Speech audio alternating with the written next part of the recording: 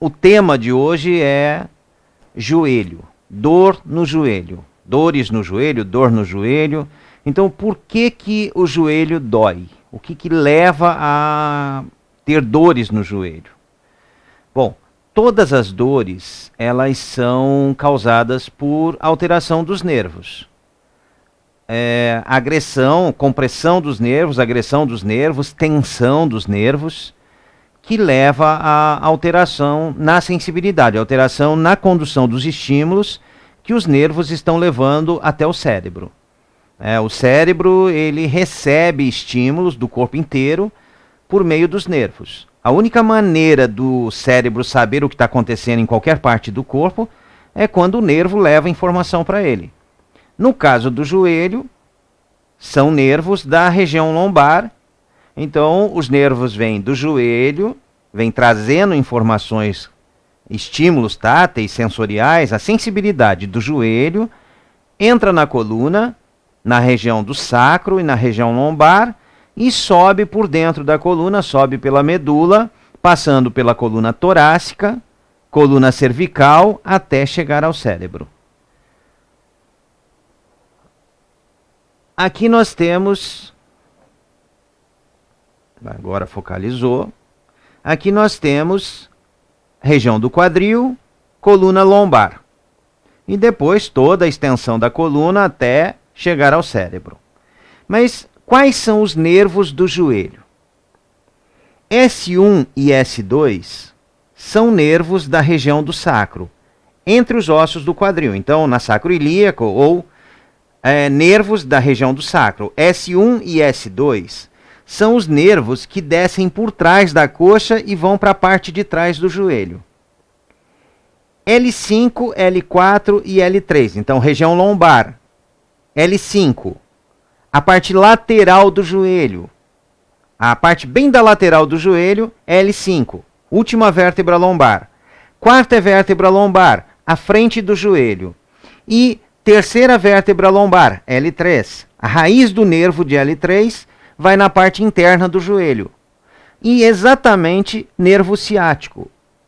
O nervo ciático, ou o conjunto de nervos que forma o nervo ciático, passa pelo forame isquiático, ou isquio, aqui no isquio, ou ciático. Então, esses nervos, esses 5 feixes de nervos que formam o nervo ciático, são os 5 feixes de nervos que vão para o joelho.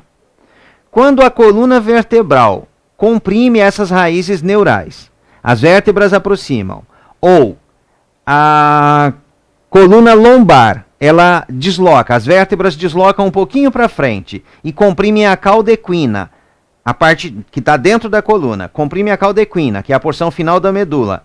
A vértebra escorregou um pouquinho, ela vai comprimir os nervos que saem na região do sacro. O sacro é uma fusão de vértebras. São 5 vértebras que se fundiram, formam um bloco. Então, aqui não tem como comprimir os nervos, porque as vértebras não têm movimento. Então, não há como a vértebra movimentar e comprimir o nervo.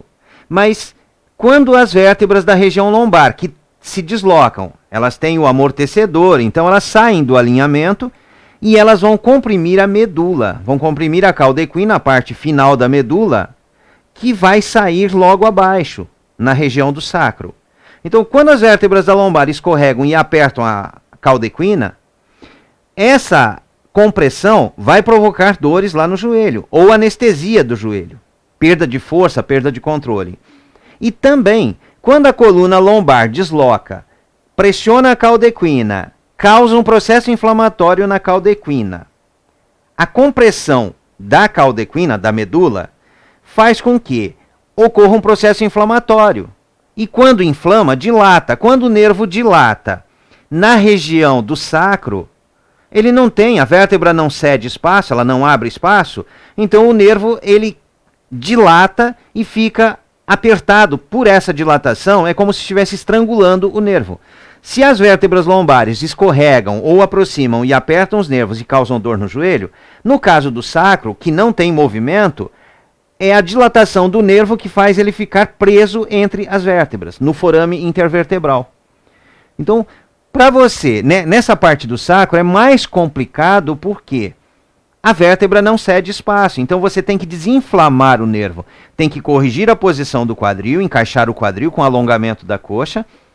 A posição do quadril vai se corrigindo, vai descomprimindo os nervos, as vértebras vão voltando para o alinhamento, vão afastando, vão descomprimindo os nervos, e o nervo desinflama, e com os alongamentos você consegue mobilizar o nervo para que ele vá ficando mais fino. O nervo é igual um elástico, quando você estica, ele fica mais fino. Então quando você alonga o nervo, ele fica mais fino, e aí ele começa a soltar as aderências e desprender. Ele vai desinflamando, desinchando, e aí vai voltando a sensibilidade ao normal.